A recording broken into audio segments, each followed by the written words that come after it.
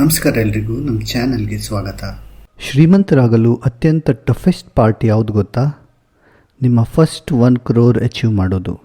But ಈ 1 crore achieve ಮಾಡಿದ ನಂತರ ಹೇಗೆ ನಿಮ್ಮ ವೆಲ್ತ್ ಕ್ರೇಜಿ ಸ್ಪೀಡಲ್ಲಿ ಬೆಳೆಯುತ್ತೆ ಅಂತ ಇವತ್ತು ತಿಳ್ಕೊಳ್ಳೋಣ.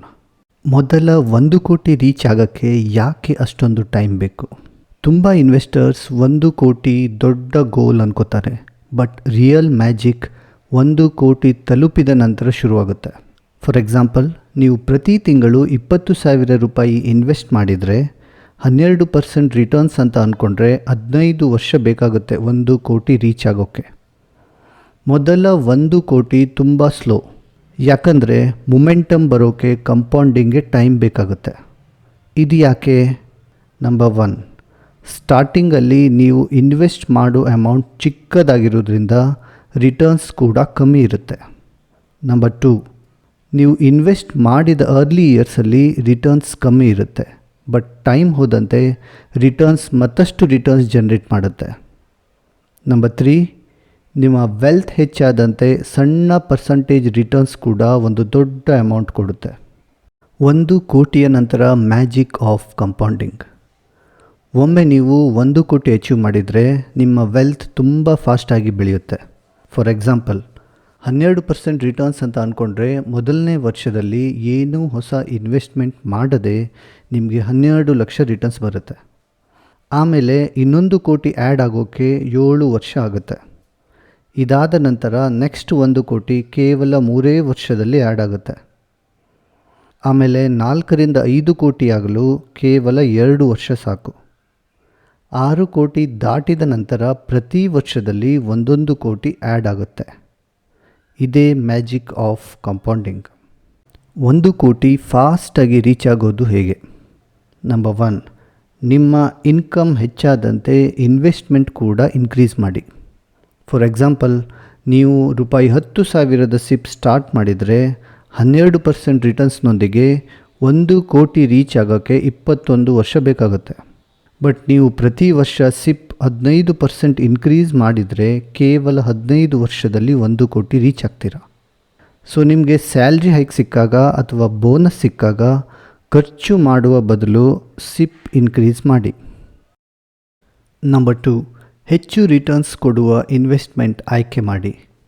ಫಿಕ್ಸ್ಡ್ ಡೆಪಾಸಿಟ್ಸ್ ಮತ್ತು ಸೇವಿಂಗ್ಸ್ ಅಕೌಂಟ್ ತುಂಬ ಸ್ಲೋ, 4ರಿಂದ 6% ರಿಟರ್ನ್ಸ್. ಮ್ಯೂಚುವಲ್ ಫಂಡ್ಸ್ ಮತ್ತು ಸ್ಟಾಕ್ಸ್ ಹೈಯರ್ ರಿಟರ್ನ್ಸ್, 10ರಿಂದ 15% CAGR. ರಿಯಲ್ ಎಸ್ಟೇಟ್ ಮತ್ತು ಗೋಲ್ಡ್ ಚೆನ್ನಾಗಿದೆ, ಬಟ್ ಪ್ರಾಪರ್ ಸಿಲೆಕ್ಷನ್ ಬೇಕು. ಬೆಸ್ಟ್ ಅಪ್ರೋಚ್ ಏನಂದರೆ ನೀವು ತಗೊಳ್ಳೋ ರಿಸ್ಕ್ ಪ್ರಕಾರ ಈ 3ರಲ್ಲೂ ಇನ್ವೆಸ್ಟ್ ಮಾಡೋದು. Number 1, index funds low risk, 12ರಿಂದ 15% ಆ್ಯಾವ್ರೇಜ್ ರಿಟರ್ನ್ಸ್ ಕೊಡ್ಬೋದು. ನಂಬರ್ 2, ಇಕ್ವಿಟಿ ಮ್ಯೂಚುವಲ್ ಫಂಡ್ಸ್ 12ರಿಂದ 18% ರಿಟರ್ನ್ಸ್ ಕೊಡ್ಬೋದು. ನಂಬರ್ 3, ಕ್ವಾಲಿಟಿ ಸ್ಟಾಕ್ಸ್ ಅಂದರೆ ಬ್ಲೂ ಚಿಪ್ ಸ್ಟಾಕ್ಸ್ 15ರಿಂದ 20% ರಿಟರ್ನ್ಸ್ ಕೊಡ್ಬೋದು. ಆದಷ್ಟು ಬೇಗ ಇನ್ವೆಸ್ಟ್ಮೆಂಟ್ ಸ್ಟಾರ್ಟ್ ಮಾಡಿ. ನೀವು ಎಷ್ಟು ಬೇಗ ಇನ್ವೆಸ್ಟ್ಮೆಂಟ್ ಸ್ಟಾರ್ಟ್ ಮಾಡ್ತೀರೋ ಕಂಪೌಂಡಿಂಗ್ ಅಷ್ಟು ಚೆನ್ನಾಗಿ ಕೆಲಸ ಮಾಡುತ್ತೆ. ನೀವು 25ರ ವಯಸ್ಸಿನಲ್ಲಿ 20,000 ಪ್ರತಿ ತಿಂಗಳು ಸಿಪ್ ಸ್ಟಾರ್ಟ್ ಮಾಡಿದರೆ 15 ವರ್ಷದಲ್ಲಿ ಅಂದರೆ ನಿಮ್ಮ 40ರ ವಯಸ್ಸಿನಲ್ಲಿ 1 ಕೋಟಿ ಇರುತ್ತೆ. ಇದರ ನಂತರ ನಿಮ್ಮ ಪೋರ್ಟ್ಫೋಲಿಯೋ ಬೆಳೆಸೋಕ್ಕೆ ಮತ್ತು ಅದರ ರಿಟರ್ನ್ಸ್ ಎಂಜಾಯ್ ಮಾಡೋಕ್ಕೆ ನಿಮ್ಮ ಹತ್ರ ತುಂಬ ಟೈಮ್ ಇರುತ್ತೆ. ಆದರೆ ತುಂಬ ಜನ ಲೇಟಾಗಿ ಸ್ಟಾರ್ಟ್ ಮಾಡೋದ್ರಿಂದ ಅವರು ರಿಟೈರ್ಮೆಂಟ್ ಆಗೋ ಟೈಮಲ್ಲಿ ಈ ಅಮೌಂಟ್ಗೆ ರೀಚ್ ಆಗ್ತಾರೆ. ಆವಾಗ ಜಾಸ್ತಿ ಟೈಮೂ ಇರಲ್ಲ, ಎನರ್ಜಿನೂ ಇರಲ್ಲ. ಅನಗತ್ಯ ವಿಡ್ರಾ ಮಾಡಬೇಡಿ, ಕಂಪೌಂಡಿಂಗ್ಗೆ ಕೆಲಸ ಮಾಡೋಕ್ಕೆ ಬಿಡಿ. ತುಂಬ ಇನ್ವೆಸ್ಟರ್ಸ್ ಸ್ವಲ್ಪ ಪ್ರಾಫಿಟ್ ಬಂದರೆ ವಿಡ್ರಾ ಮಾಡ್ತಾರೆ. ಇದರಿಂದ ಪವರ್ ಆಫ್ ಕಂಪೌಂಡಿಂಗ್ನ ಲಾಭ ಸಿಗಲ್ಲ. ಇದನ್ನು ರಿಯಲ್ ಎಸ್ಟೇಟ್ ಇನ್ವೆಸ್ಟ್ಮೆಂಟ್ ಥರಾನೇ ಟ್ರೀಟ್ ಮಾಡಿ.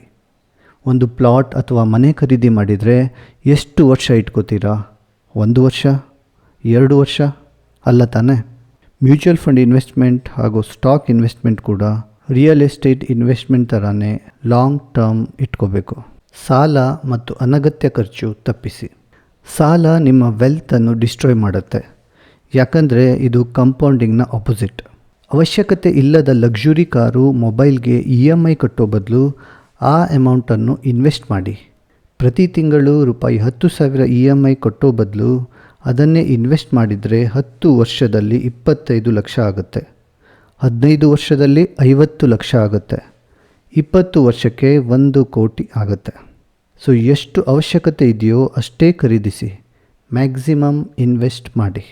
ಇದರೊಂದಿಗೆ ಈ ವಿಡಿಯೋ ಮುಗಿಸ್ತಾ ಇದ್ದೀನಿ. ಈ ವಿಡಿಯೋ ನಿಮಗೆ ಉಪಯುಕ್ತವಾಗಿದ್ದರೆ ಲೈಕ್ ಮಾಡಿ, ಶೇರ್ ಮಾಡಿ ಮತ್ತು ಚಾನಲ್ಗೆ ಸಬ್ಸ್ಕ್ರೈಬ್ ಆಗಿ. ಧನ್ಯವಾದಗಳು.